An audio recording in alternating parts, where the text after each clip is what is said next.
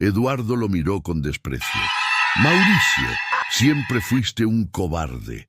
Por eso nunca vas a ser más que un empresario mediocre de provincia. Mauricio negó con la cabeza, claramente dolido, pero más preocupado que ofendido.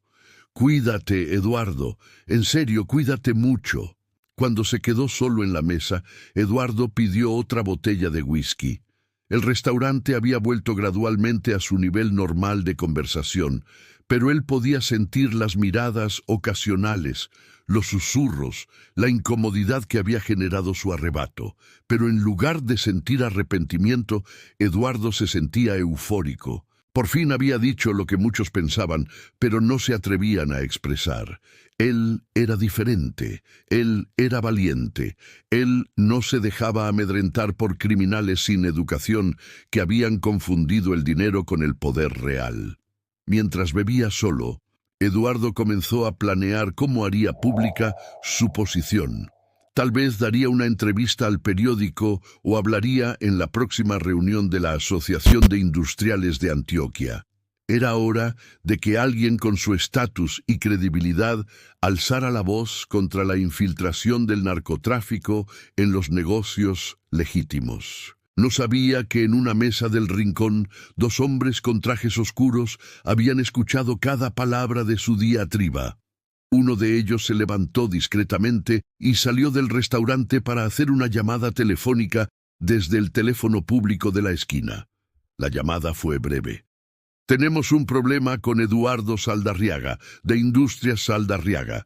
Dice que echará patadas al patrón si se aparece en su oficina. Sí, señor. Esas fueron sus palabras exactas. Mientras tanto, Eduardo terminaba su whisky, convencido de que acababa de dar el primer paso para limpiar el ambiente empresarial de Medellín. Pagó la cuenta con una propina generosa, se acomodó la corbata y salió del restaurante silbando una melodía. El aire fresco de la noche lo golpeó en el rostro y por un momento sintió una extraña sensación en el estómago, pero la descartó rápidamente. Después de todo, él era Eduardo Saldarriaga, empresario exitoso, hombre respetado, ciudadano intachable. No tenía nada que temer, al menos eso creía. La ciudad de Medellín se extendía ante él, sus luces parpadeando en la noche como estrellas caídas, desde las montañas que rodeaban el valle hasta los barrios más humildes en las laderas. Todo parecía normal, tranquilo, predecible.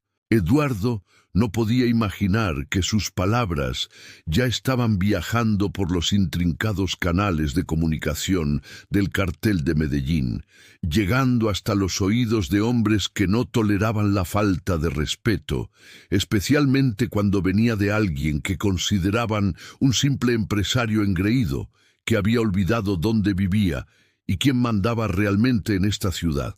La noche era joven y Eduardo Saldarriaga estaba a punto de descubrir que en Medellín, en el año 1987, las palabras tenían consecuencias que iban mucho más allá de una simple conversación entre empresarios borrachos, mucho más allá de lo que su arrogancia le permitía imaginar. La sede de Industrias Saldarriaga se alzaba imponente en la zona industrial de Itagüí, como un monumento al éxito empresarial que Eduardo había construido durante los últimos 20 años. El edificio de 5 pisos, con su fachada de cristal y acero, contrastaba marcadamente con las construcciones más modestas de los alrededores. En el lobby principal, un retrato de Eduardo colgaba junto a los certificados de calidad internacional y las fotografías de sus reuniones con ministros y embajadores. Eran las 7 de la mañana del lunes siguiente a la fatídica cena en la Macarena, y Eduardo llegaba a su oficina con la misma confianza de siempre. Había pasado un fin de semana tranquilo en su finca de Río Negro, jugando golf y supervisando las mejoras que estaba haciendo a su casa de campo. Los eventos del viernes por la noche le parecían ahora una anécdota divertida, una pequeña victoria personal contra la cobardía que infectaba a tantos empresarios de la región. «Buenos días, don Eduardo», lo saludó Marta Lucía, su secretaria desde hacía 12 años, una mujer eficiente de 45 años que conocía cada detalle del funcionamiento de la empresa. «Buenos días, Marta», respondió Eduardo mientras revisaba su correspondencia. «¿Alguna novedad del fin de semana?» «Nada fuera de lo normal, señor. Los pedidos de Brasil llegaron como estaba programado y el señor Yamamoto de Tokio confirmó la reunión para el jueves por videoconferencia». Eduardo sonrió satisfecho. Los negocios marchaban viento en popa, exactamente como debía ser. Se dirigió hacia su oficina, un amplio espacio en el 5º piso con una vista panorámica de toda la zona industrial. Las paredes estaban decoradas con diplomas de universidades estadounidenses, fotografías con políticos importantes y obras de arte colombiano contemporáneo. Mientras revisaba los informes financieros del mes anterior, Eduardo no podía evitar sentir una profunda satisfacción. Sus ventas habían aumentado un 15% comparado con el mismo periodo del año anterior, y las proyecciones para el resto de 1987 eran aún mejores. Era la prueba viviente de que se podía triunfar en Colombia sin comprometer los principios éticos. Lo que Eduardo no sabía era que mientras él revisaba sus números exitosos, a pocos kilómetros de distancia, en una oficina discreta del centro de Medellín, otros hombres también estaban revisando números, pero estos números eran diferentes. Direcciones, horarios, rutas y sobre todo información detallada sobre cada aspecto de la vida de Eduardo Saldarriaga. Jairo Velázquez, alias Popeye, uno de los sicarios más cercanos a Pablo Escobar, estaba sentado frente a un escritorio de madera en la sede secreta de la oficina de Envigado.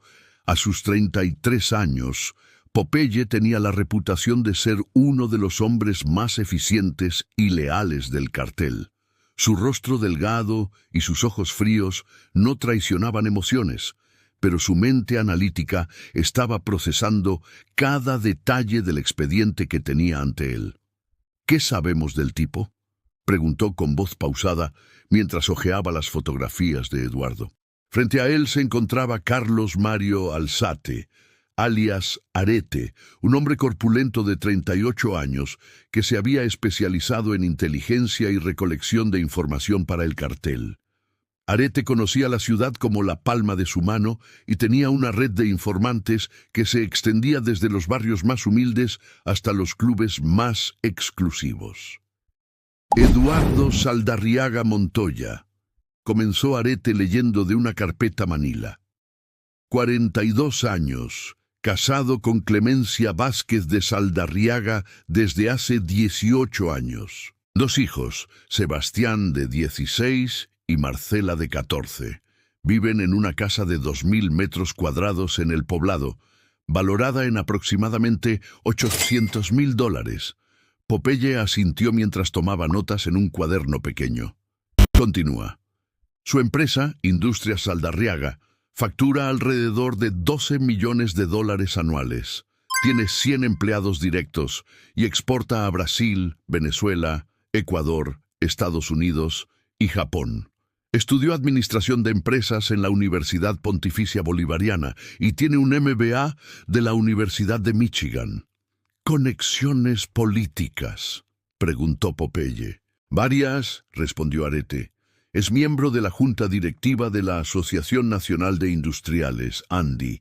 Tiene contactos directos con el Ministerio de Comercio Exterior y ha sido invitado en 2 ocasiones a reuniones privadas con el presidente Virgilio Barco. También financia campañas políticas del Partido Liberal y tiene influencia en la Cámara de Comercio de Medellín». Popeye levantó la vista del cuaderno. Esta información lo preocupaba. Un hombre con tantas conexiones no podía ser eliminado sin crear ondas que llegarían hasta las más altas esferas del gobierno. Pero las órdenes habían sido claras. Eduardo Saldarriaga había insultado públicamente a Pablo Escobar y eso no podía quedar sin respuesta. «¿Seguridad personal?», preguntó Popeye. «Mínima», respondió Arete.